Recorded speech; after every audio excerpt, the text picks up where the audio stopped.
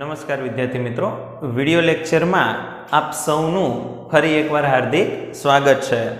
બાળકો, આપણે તત્વોનું વર્ગીકરણ કરતા હતા, બરાબર? એસ વિભાગ, પી વિભાગ, ડી વિભાગ અને એફ વિભાગ. જે શેના આધાર ઉપર હતું? તો કે ઇલેક્ટ્રોન રચનાના આધાર ઉપર હતું. પછી આપણે શું શીખ્યા? તો કે તત્વોનું વર્ગીકરણ જ શીખ્યા, પણ શેના આધારે? તો કે ગુણધર્મોને આધારે શીખ્યા. તો ગુણધર્મોને આધારે કેટલા ભાગમાં વર્ગીકરણ કર્યું? તો કે 3 ભાગમાં: ધાતુ, અધાતુ અને અર્ધધાતુ, એટલે કે ઉપધાતુ. બરાબર છે? હવે આજે આપણે જે ડિસ્કશન કરવાનું છે, તો બાળકો તમને ખ્યાલ હશે કે હું જ્યારે ધાતુ, અધાતુ, અર્ધધાતુ આ બધો ટોપિક ડિસ્કસ કરતો હતો, ત્યારે હું તમને અમુક મુદ્દા કહેતો હતો કે ભાઈ સમૂહમાં ઉપરથી નીચે જઈએ એમ ધાતુ ગુણ વધે, આવર્તમાં ડાબેથી જમણે તરફ જવામાં આવે તો ધાતુ ગુણ ઘટે. બરાબર છે? એટલે કે અધાતુ ગુણ વધે. આવું બધું આપણે ડિસ્કસ કરતા હતા. એવી જ રીતે સમૂહમાં ઉપરથી નીચે જવામાં આવે તો કે પ્રતિક્રિયાત્મકતા વધે, એટલે કે રાસાયણિક પ્રક્રિયા કરવાની એની વૃત્તિ, સક્રિયતા વધે. બરાબર છે?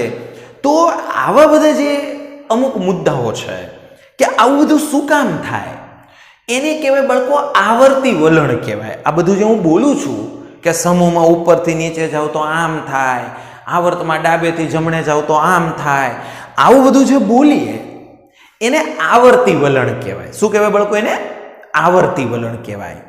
તો આજનો જે મુદ્દો છે એ એવો જ છે, તત્વોના ગુણધર્મોમાં આવર્તી વલણ ભણાવવાનું છે. એટલે કે તત્વોના ગુણધર્મોમાં આ આવર્તી વલણ શું કામ આવે છે? કે ભાઈ ચાલો આપણે એમ કીધું કે સમૂહમાં ઉપરથી નીચે ગયા તો કે ભાઈ ધાતુ ગુણ વધે છે. શું કામ વધે છે? રાસાયણિક પ્રક્રિયા કરવાની વૃત્તિ વધે છે, પ્રતિક્રિયાત્મકતા વધે છે. શું કામ વધે છે?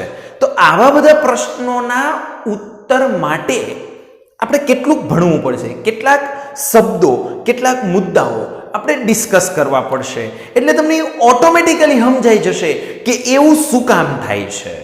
તો બસ એ જે સમૂહમાં ઉપરથી નીચે જાય તો વધઘટ થવાની ક્રિયા, પછી આવર્તમાં ડાબેથી જમણે જાય તો એ જે વધઘટ થવાની ક્રિયા, તો એ બધાને કહેવાય આવર્તી વલણ. બરાબર છે? તો આપણે આવર્તી વલણ ભણવું છે, પણ તત્વોના ગુણધર્મોમાં ભણવાનું છે ને. બાળકો, ગુણધર્મો 2 ટાઈપના હોય, ભૌતિક ગુણધર્મો બી હોય અને રાસાયણિક ગુણધર્મો બી હોય. તો સૌથી પહેલા આપણે જે ડિસ્કસ કરવું છે એ શું છે? તો કે ભૌતિક ગુણધર્મોમાં આવર્તી વલણ.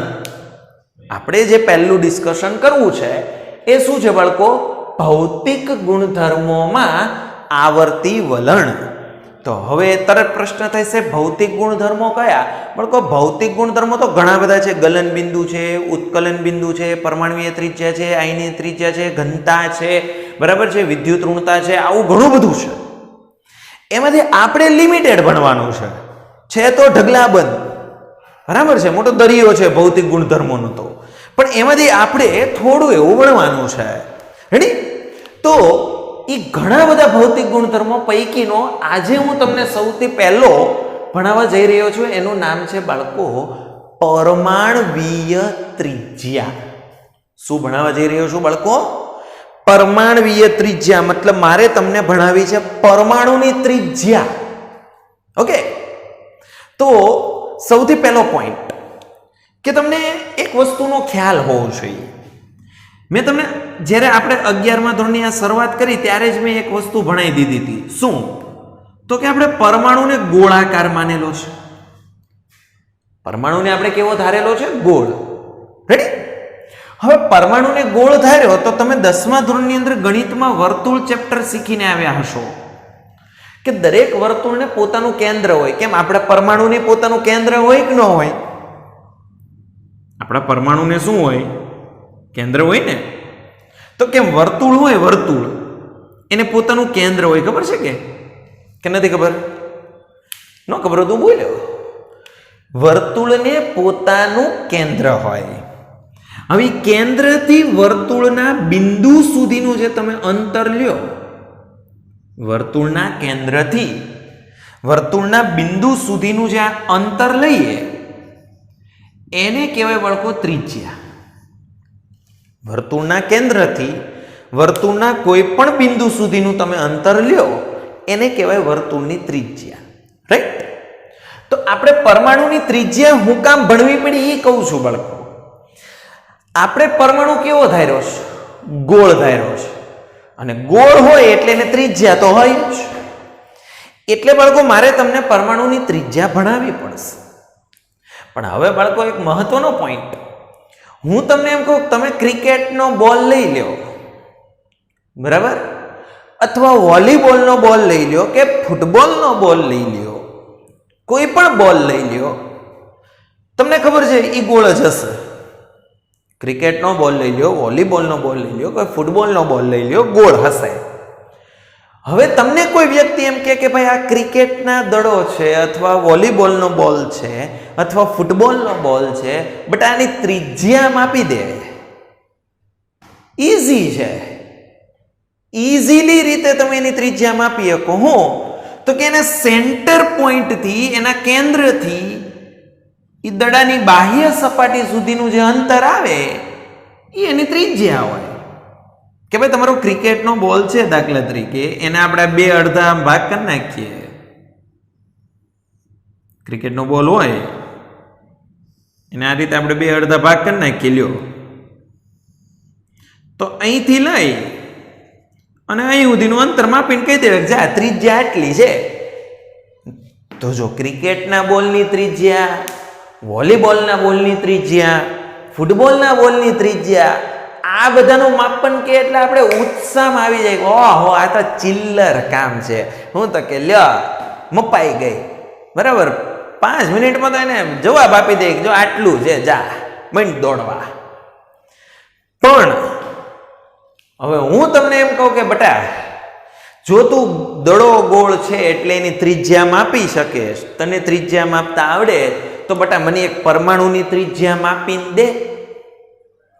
હવે આવો પ્રશ્ન હું તમને કરું કે બેટા તું એક પરમાણુની ત્રિજ્યા મને માપીને દે ને, તો તરત કહેશો કે સાહેબ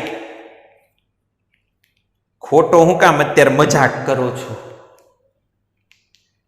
પરમાણુ આપો તમે ત્રિજ્યા માપી દે,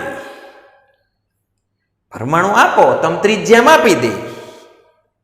હું એમ કહું ભાઈ એ તો હું ન આપું, તમારે લઈ આવવાનો, તો તરત કહેશો કે નક્કી આણે મગજ મૂક્યું. કેમ? તો કે સાહેબ પરમાણુ તમને કોઈ દી દેખાણો જ નથી. હવે વિચાર કરો, દડો તો દેખાતો હતો, એની ત્રિજ્યા માપવાની કીધી હતી, એનું માપન કરવું સરળ છે, પણ પરમાણુ તો બાળકો દેખાતો જ નથી. હવે જે દેખાતું નથી એનું હું તમને ત્રિજ્યા માપવાનું કહું. રેડી? એટલે અહીંયા તો તકલીફ થઈ ગઈ કે સાહેબ એક તો પરમાણુ દેખાતો નથી, નરી આંખે પરમાણુને આપણે જોઈ ન શકીએ, અને સાહેબ તમે અત્યારે ભર બપોરે ગાંડા કાઢો છો, હું તો કે ત્રિજ્યા ગણવાની કયો છો. તો સાહેબ આવું તો કેમ શક્ય બને? હું એ જ કહું છું બાળકો, પરમાણુની ત્રિજ્યા માપવી મુશ્કેલ છે. કેમ? તો કે પરમાણુનું કદ ખૂબ નાનું છે, કેમ કે એની ત્રિજ્યા જ કેટલી છે? તો કે ઓલમોસ્ટ 1.2 એંગસ્ટ્રોમ જેટલી હોય. આ પરમાણુનું કદ માપવાનું કીધું હોય બાળકો, ત્રિજ્યા મળે તો જ કદ મળે, એ તો ખબર છે ને. ત્રિજ્યા સિવાય કદ ન મળે. જે દડાની ત્રિજ્યા મોટી હશે એ દડો કદમાં મોટો જ હશે. એટલે એ પ્રમાણે જોય. એટલે ઘણા પાસે એમ કહેતા હોય સાહેબ અહીંયા ત્રિજ્યાની સરખામણી પછી અહીંયા કદ કેમ આવી ગયું? બાળકો ત્રિજ્યાને રિલેટેડ જ હોય. ઓકે, તો બાળકો પરમાણુની ત્રિજ્યા હોય છે 1.2 એંગસ્ટ્રોમ. હવે 1 એંગસ્ટ્રોમ એટલે 10⁻10 મીટર. 1 એંગસ્ટ્રોમ એટલે 10⁻10 મીટર. હવે વિચાર કરો પરમાણુની ત્રિજ્યા કેટલી કીધી? 1.2 એંગસ્ટ્રોમ. તો બાળકો 1.2 એંગસ્ટ્રોમ કીધી હોય તો વિચાર કરો 1.2 એંગસ્ટ્રોમ એટલે કે 1.2 ગુણ્યા 10⁻10 મીટર. હવે વિચાર કરો આ 10⁻10 મીટર કેમ માપવું? મગજના બાવા સાફ થઈ જાય. આવું માપવા જાય એટલે પરમાણુની ત્રિજ્યાનું માપન કરવું ખૂબ મુશ્કેલ છે. અને બીજી વસ્તુ દડામાં ઈ તો ખબર હોય દડો બસ અહીંયા પૂરો એટલે પૂરો એમ, એવું તો ન હોય દડો અનંત સુધી ફેલાયેલો હોય. હવે અહીંયા ડખો પરમાણુનો પાછો ડખો હું તો કે પરમાણુનો ડખો ઈ કે આ પરમાણુનું કેન્દ્ર હોય પછી એની આજુબાજુ ઇલેક્ટ્રોન ફર્યા જ કરે એટલે એનું વિદ્યુતીય વાદળ હોય. ઇલેક્ટ્રોનની અસર તો હોય જ ને. કોઈ પણ વીજભારિત કણ ફરે એટલે એના વીજભારની અસર એની આજુબાજુ હોય જ. કેમ ચુંબકની આજુબાજુ એનું ચુંબકીય ક્ષેત્ર હોય એમ ઇલેક્ટ્રોનની આજુબાજુ એનું વિદ્યુતીય વાદળ ઋણભારિત વાદળ હોય જ. હવે ઈ વાદળ ક્યાં સુધી ફેલાણું ઈ કે હવે પરમાણુ દેખાય તો વાદળ દેખાય ને.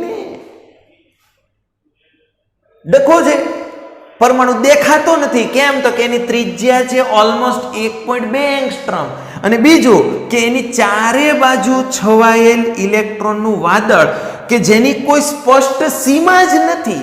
દડો ખબર તો પડે ને કે દડો અહીંયા પૂરો થઈ ગયો, એની સપાટી પૂરી, પણ પરમાણુનું વિદ્યુતીય વાદળ તો ફેલાયેલું છે. હવે એક તો પરમાણુ ન દેખાય તો પછી એનું વિદ્યુતીય વાદળ ચારેય બાજુ ક્યાં સુધી ફેલાણું એ તો કેમ દેખાય? તો મહત્વનો પોઈન્ટ એ જ છે બાળકો, એક તો નથી આપણે પરમાણુ જોઈ શકવાના કેમ કે એની ત્રિજ્યા જ એટલી બધી નાની છે. બીજું તો કે એનું વિદ્યુતીય વાદળ તો કે કેટલા સીમા સુધી ફેલાયેલું છે એ મને નથી ખબર. તો પછી પરમાણુની ત્રિજ્યાનું માપન કરવું કેમ? તો બાળકો તમને દરેક જગ્યાએ વ્યવહારમાં ખબર જ હોય કે જ્યાં આપણને મુશ્કેલી પડે ને એટલે ત્યાં પછી આપણે અટકળે આંકડા લઈ લઈએ. જ્યાં આપણને મુશ્કેલી પડે એટલે અંદાજિત આંકડા આવે. હું તો કે અંદાજે આટલું, અંદાજે આટલું, અંદાજે આમ, અંદાજે તેમ. કેમ તો કે તકલીફ થાય, ભી પડે એટલે અંદાજ આવે. તો બસ અહીંયા ઈ જ છે કે હું તમને કે કોઈ પણ વ્યક્તિ દુનિયાનો લઈ લો કે ભાઈ એક પરમાણુ આમ હાથમાં પકડીને એમ કે લો આની ત્રિજ્યા આટલી, એવું શક્ય નથી. તો પછી પરમાણુની ત્રિજ્યા માપી કઈ રીતે બાળકો? તો કે વ્યક્તિગત પરમાણુનું કદ માપવા માટે કોઈ જ પ્રાયોગિક પદ્ધતિ નથી, પ્રેક્ટિકલી કોઈ એવી મેથડ નથી કે એકલો પરમાણુ લઈ અને તમે એની ત્રિજ્યા માપો. એવી કોઈ મેથડ જ નથી. તો શું કરવાનું? તો કે તેમ છતાં સંયુક્ત અવસ્થામાં પરમાણુ જ્યારે હોય એટલે કે પરમાણુઓનો જે જથ્થો, સંયુક્ત અવસ્થામાં મતલબ પરમાણુઓનો જે જથ્થો હોય, જથ્થામાં ભેગા થયા હોય, એમાં એમની વચ્ચેના અંતરને જાણવાથી પરમાણુય કદનો અંદાજ કાઢી શકાય. એટલે એકલો પરમાણુ લઈ વ્યક્તિગત પરમાણુનું કદ તો માપી જ ન શકાય, પણ તેમ છતાં તમારે પરમાણુનું કદ, પરમાણુની ત્રિજ્યા જો માપી જ હોય, બરાબર છે, તો તમારે સંયુક્ત અવસ્થામાં એટલે કે જથ્થામાં જે પરમાણુ હોય એમની વચ્ચેનું અંતર જાણી અને પરમાણુય કદનો અંદાજ કાઢી શકાય. તો ઘણા કે એટલે શું બાળકો સમજાવું. જો હું તમને સહસંયોજક ત્રિજ્યા ભણાવું. શું ભણાવું? સહસંયોજક ત્રિજ્યા. અત્યારે પ્રશ્ન થાય કે સાહેબ સહસંયોજક ત્રિજ્યા એટલે શું? બાળકો તમને ખબર હશે કે આપણે એવું કહેતા કે કેટલાક પરમાણુઓ ઇલેક્ટ્રોન ગુમાવે, કેટલાક પરમાણુઓ ઇલેક્ટ્રોન મેળવે, અમુક પરમાણુઓ ઇલેક્ટ્રોનની ભાગીદારી કરે. તો બાળકો હું એમ કહું કે દાખલા તરીકે આ કોઈ પરમાણુ A છે, આ કોઈ પરમાણુ A છે, એ બીજા પરમાણુ A સાથે એક એક ઇલેક્ટ્રોનની ભાગીદારી કરે. આ કોઈ પરમાણુ A હતો, એ બીજા પરમાણુ A સાથે એક એક ઇલેક્ટ્રોનની ભાગીદારી કરે તો એ વચ્ચે એક બંધનું, એકલ બંધનું નિર્માણ થાય. ફરી વાર બોલું છું, જો કોઈને ન ખબર પડી હોય તો, કે આ છે કોઈ પરમાણુ A, આ બીજો પરમાણુ A, બંને એના પરમાણુઓ એક એક ઇલેક્ટ્રોનની ભાગીદારી કરે છે. તો બંને એના પરમાણુઓ એક એક ઇલેક્ટ્રોનની ભાગીદારી કરે એટલે કે એમની વચ્ચે એકલ બંધનું નિર્માણ થાય. શેનું નિર્માણ થાય? એકલ બંધનું નિર્માણ થાય. તો આ સંયુક્ત અવસ્થામાં રહેલા પરમાણુ કહેવાય. આને શું કહેવાય બાળકો? સંયુક્ત અવસ્થામાં રહેલા પરમાણુ એકબીજારે નજીક નજીક અથવા કનેક્ટેડ છે. રેડી? અને આ જે એકલ બંધ બન્યો બાળકો ઇલેક્ટ્રોનની ભાગીદારીથી બન્યો. આ એકલ બંધ બન્યો એ ઇલેક્ટ્રોનની ભાગીદારીથી બન્યો છે. અને ઇલેક્ટ્રોનની ભાગીદારીથી જે બંધ બને ને બાળકો એને સહસંયોજક બંધ કહેવાય. શું કહેવાય બાળકો? એને સહસંયોજક બંધ. ઇલેક્ટ્રોનની ભાગીદારીથી જે બંધ બને એને શું કહેવાય બાળકો? સહસંયોજક બંધ કહેવાય. રાઈટ? તો હવે તમને સહસંયોજક બંધ શું છે એ ખબર પડી. ઇલેક્ટ્રોનની ભાગીદારીથી એકલ બંધ કેમ બની ખ્યાલ આવી ગયો? ઓકે, સરસ. તો જો હવે હું તમને સહસંયોજક ત્રિજ્યા ભણાવું. શેના ઉદાહરણથી ભણાવીશ? Cl2 ડાયક્લોરીન કહેવાય. Cl2 છે ને એટલે એને ડાયક્લોરીન કહેવાય. બરાબર? બાળકો એમાં ક્લોરીન ક્લોરીન વચ્ચે સિંગલ બોન્ડ હોય. Cl2 નો અણુ જે હોય એમાં ક્લોરીન ક્લોરીન વચ્ચે શું હોય? Single bond. કેમ? અહીંયા A એને એક એક ઇલેક્ટ્રોનની ભાગીદારી કરી તો એમની વચ્ચે એકલ બંધ બન્યો. એમાં ક્લોરીનનો એક પરમાણુ ક્લોરીનના બીજા પરમાણુ સાથે એક એક ઇલેક્ટ્રોનની ભાગીદારી કરે છે. ક્લોરીનનો એક પરમાણુ ક્લોરીનના બીજા પરમાણુ સાથે એક એક ઇલેક્ટ્રોનની શું કરે છે? ભાગીદારી. તો બાળકો આ સંયુક્ત અવસ્થામાં રહેલું ક્લોરીન કહેવાય. રાઈટ? અને ક્લોરીને એક એક ઇલેક્ટ્રોનની ભાગીદારી કરી તો આ જે બંધ બન્યો એને કયો બંધ કહેવાય બાળકો? સહસંયોજક બંધ કહેવાય. હે? ક્લિયર થયો? હવે આ જે સહસંયોજક બંધ બન્યો તો એમાં બાળકો આ ક્લોરીનના પહેલા પરમાણુનું કેન્દ્ર છે, આ ક્લોરીનના બીજા પરમાણુનું કેન્દ્ર છે. તો કેવી રીતે સહસંયોજક ત્રિજ્યા મપાઈ? ધ્યાનથી જોજો. આ પહેલા પરમાણુનું કેન્દ્ર, આ બીજા પરમાણુનું કેન્દ્ર. બાળકો હું એમ કહું છું કે બે વચ્ચેનું અંતર એટલે કે ક્લોરીનના બંને પરમાણુઓના કેન્દ્ર વચ્ચેનું અંતર 198 પાઇકોમીટર છે. રેડી? પાઇકોમીટર. 1 પાઇકોમીટર એટલે 10⁻12 મીટર. 1 પાઇકોમીટર એટલે કે 10⁻12 મીટર. તો બાળકો આ ક્લોરીનનો એક પરમાણુનું કેન્દ્ર, આ ક્લોરીનના બીજા પરમાણુનું કેન્દ્ર, આ બંને ક્લોરીન એકબીજા સાથે સહસંયોજક બંધથી જોડાયેલા છે. એમણે એક એક ઇલેક્ટ્રોનની ભાગીદારીથી એકલ બંધ બનાવેલો છે. અને બંનેના કેન્દ્ર વચ્ચેનું અંતર કેટલું છે? 198 પાઇકોમીટર. તો ઈ જે બંનેના કેન્દ્ર વચ્ચેનું જે અંતર છે ને બાળકો, બસ ઈ અંતરનું સરેરાશ અડધું, ઈ અંતરનું સરેરાશ અડધું. આ ક્લોરીનનો એક પરમાણુનું કેન્દ્ર, આ ક્લોરીનના બીજા પરમાણુનું કેન્દ્ર એ સંયુક્ત અવસ્થામાં છે. કેમ? તો કે બંને એક એક ઇલેક્ટ્રોનની ભાગીદારી કરી છે એટલે એમની વચ્ચે એકલ સહસંયોજક બંધ છે. અને બંનેના કેન્દ્ર વચ્ચેનું અંતર છે 198 પાઇકોમીટર અને એનું સરેરાશ અડધું. તો બાળકો 198 નું અડધું એટલે કે બે વડે ભાગવું પડે. તો 198 ને 2 વડે ભાગો તો શું જવાબ આવશે? 99 પાઇકોમીટર. તો બસ એ 99 પાઇકોમીટર છે એ ક્લોરીન પરમાણુની ત્રિજ્યા કહેવાય. આ જે અડધું અંતર લીધું સહસંયોજક બંધથી જોડાયેલા બે પરમાણુઓના કેન્દ્ર વચ્ચેના અંતરનું અડધું જે અંતર મળે ઈ સહસંયોજક ત્રિજ્યા કહેવાય. ફરીવાર બોલું છું, સહસંયોજક બંધથી જોડાયેલા બે પરમાણુઓના કેન્દ્ર વચ્ચેના અંતરનું અડધું અંતર જે લો એને કહેવાય સહસંયોજક ત્રિજ્યા. બાળકો શું કામ આને સહસંયોજક ત્રિજ્યા કીધી? ખબર પડી? કેમ કે આ બંને પરમાણુ એકબીજા હારે કયા બંધથી જોડાણા હતા?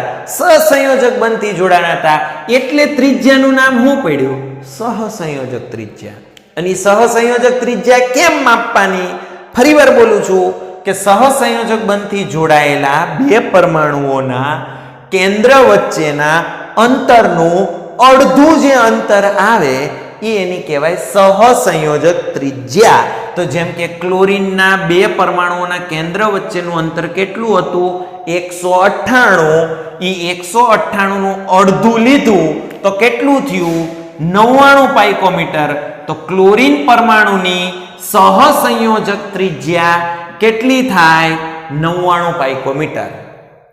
ક્લોરીન પરમાણુની સહસંયોજક ત્રિજ્યા કેટલી થાય? 99 પાઇકોમીટર. એટલે એમ બોલી શકીએ કે ક્લોરીન પરમાણુની ત્રિજ્યા 99 પાઇકોમીટર છે. ક્લોરીન પરમાણુની ત્રિજ્યા 99 પાઇકોમીટર છે.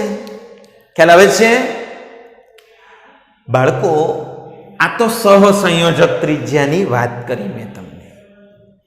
બીજી ત્રિજ્યા આવે બાળકો ધાત્વીય ત્રિજ્યા. બીજી કઈ ત્રિજ્યા આવે બાળકો? ધાત્વીય ત્રિજ્યા આવે. હવે આ ધાત્વીય ત્રિજ્યા શું? બાળકો કોઈ પણ ધાતુ હોય ને, મોસ્ટ ઓફલી ધાતુ ઘન અવસ્થામાં હોય. મોસ્ટ ઓફલી ધાતુ કઈ અવસ્થામાં હોય? ઘન અવસ્થામાં હોય, રાઈટ? અને ઘન હોય ને એટલે એની પોતાની સ્ફટિક રચના તો હોય જ. કેમ તમે 10માં 9માં ઓલી NaCl ની સ્ફટિક રચના ભણીને આવ્યા?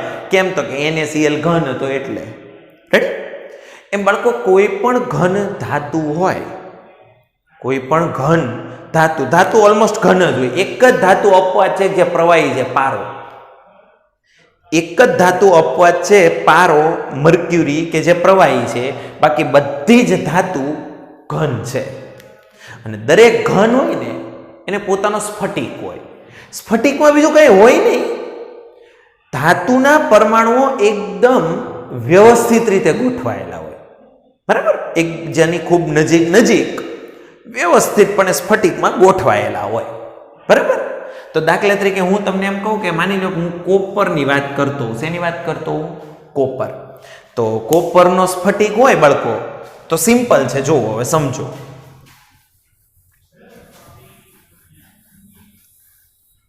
હવે કોપરનો સ્ફટિક હોય એટલે એમાં બધા જ કોપરના પરમાણુ આમ એકબીજાની લગોલગ ગોઠવાયેલા હોય. આમ રેડી? આવી રીતે ગોઠવાયેલા હોય. તો આ દાખલા તરીકે માની લો કે આ કોપરનો સ્ફટિક છે. અત્યારે માનવાનો છે, આવો હોય નહીં, બરાબર? આ માનવાનો છે, આવો હા હોય નહીં. ઓકે? તો આ કોપરનો સ્ફટિક છે, રેડી? તો એમાં તમે જુઓ બધા પરમાણુ એકબીજાની નજીક લગોલગ છે કે નહીં કોપરના સ્ફટિકની અંદર? હે? આમાંથી કોઈ પણ બે પરમાણુ લઈ લો.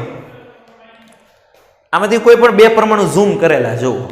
દાખલા તરીકે આ બે પરમાણુ છે એ ઝૂમ કરેલા છે, જો. તો આ એક કોપરનો પરમાણુ, આ એની નજીકમાં રહેલો બીજો કોપરનો પરમાણુ, રેડી? હવે આ બે કોપરના પરમાણુ જે કોપરની સ્ફટિક રચનામાં એકબીજાની નજીક હતા, એ બે કોપરના પરમાણુ, એટલે કે કોઈ પણ ધાત્વીય સ્ફટિક હોય, ધાતુનો સ્ફટિક હોય, તો એ સ્ફટિકમાં નજીકના બે પરમાણુઓના કેન્દ્ર વચ્ચેનું અંતર, ફરીવાર બોલું છું, કોઈ પણ ધાતુના સ્ફટિકમાં નજીક રહેલા બે ધાતુ પરમાણુઓના કેન્દ્ર વચ્ચેના અંતરનું અડધું અંતર એટલે ધાત્વીય ત્રિજ્યા. જેમ કે ઓલામાં શું હતું? તો કે સહસંયોજક બંધથી જોડાયેલા બે પરમાણુઓના કેન્દ્ર વચ્ચેના અંતરનું અડધું અંતર એટલે સહસંયોજક ત્રિજ્યા. એમ ધાત્વીય ત્રિજ્યા કોને કહેવાય? તો કે ધાતુના સ્ફટિકમાં પાસે નજીકના સ્થાનમાં રહેલા બે પરમાણુઓના પરમાણુ કેન્દ્ર વચ્ચેના અંતરના અડધા અંતરને ધાત્વીય ત્રિજ્યા કહેવાય. દાખલા તરીકે મેં કોપરના બે પરમાણુઓ લીધા કોપરના સ્ફટિકમાંથી. બરકો એમની વચ્ચેનું ટોટલ ડિસ્ટન્સ હતું 256 પાઇકોમીટર. એટલે કે કોપરના બંને પરમાણુઓના કેન્દ્ર વચ્ચેનું અંતર ટોટલ હતું 256 પાઇકોમીટર. તો એનું અડધું, તો બાળકો 256 નું અડધું કરો, કેટલું આવે? તો કે 128 પાઇકોમીટર. તો એ 128 પાઇકોમીટર એ કોપરની ધાત્વીય ત્રિજ્યા કહેવાય, એટલે કોપરની પરમાણ્વીય ત્રિજ્યા કહેવાય. જોવો કહેવાય કે ના કહેવાય? આમાં ઓલમોસ્ટ એ ત્રિજ્યા થઈ કે ના થઈ જોવું જોઈએ. તો ધાતુની ત્રિજ્યા આ રીતે હોય, સહસંયોજક અણુ હોય તો એની ત્રિજ્યા આ રીતે મપાય, પણ ગમે એ ત્રિજ્યા હોય એને આપણે પરમાણ્વીય ત્રિજ્યા કહેશું. તમે સહસંયોજક ત્રિજ્યા લ્યો કે ધાત્વીય ત્રિજ્યા લ્યો, બોલવાની પરમાણ્વીય ત્રિજ્યા મતલબ આ 99 હું તો કે ક્લોરીન પરમાણુની ત્રિજ્યા, આ 128 હું તો કે કોપર પરમાણુની ત્રિજ્યા. પછી ચાહે ધાત્વીય ત્રિજ્યા હોય કે સહસંયોજક ત્રિજ્યા હોય. આટલું ક્લિયર? પણ હજી ઘણાના મનમાં એક પ્રશ્ન થાય કે સાહેબ હાલો આ બધું સમજાઈ ગયું, પણ સાહેબ આ કેમ માપવું? બાળકો ઈ માપવા માટે ક્ષ કિરણ વર્ણપટ અથવા અન્ય કોઈ વર્ણપટ દર્શક પદ્ધતિ આવે. દાખલા તરીકે ન્યુક્લિયર મેગ્નેટિક રેઝોનન્સ, NMR આવે, UV આવે, IR આવે, ઘણી બધી પદ્ધતિ છે. આપણી પદ્ધતિની અંદર નથી જવાનું, કેમ કે તમારે 12મા ધોરણ સુધી કોઈ પદ્ધતિ બહુ જાજી ડિસ્કશન નથી કરવાની. તો તમારે ખાલી યાદ રાખવાનું છે કે પરમાણ્વીય ત્રિજ્યા માપવી હોય તો ક્ષ કિરણ વર્ણપટ, વર્ણ એટલે રંગ ને પટ એટલે પટ્ટા, તો કે ક્ષ કિરણોનો ઉપયોગ કરીને મેળવેલા પટ્ટાઓ અથવા તો કોઈ અન્ય કિરણોના ઉપયોગથી મળેલા પટ્ટાઓ ઉપરથી આ ત્રિજ્યાઓનો અંદાજ કાઢવામાં આવે છે. ખ્યાલ આવે છે? એટલે કે પરમાણ્વીય ત્રિજ્યાના માપન માટે ક્ષ કિરણ કે અન્ય કોઈ પણ વર્ણપટ દર્શકી પદ્ધતિ વપરાય છે. ક્લિયર બાળકો? કેવી રીતે પરમાણ્વીય ત્રિજ્યા મપાય એ ખબર પડી? કોઈને કઈ ડાઉટ આમાં?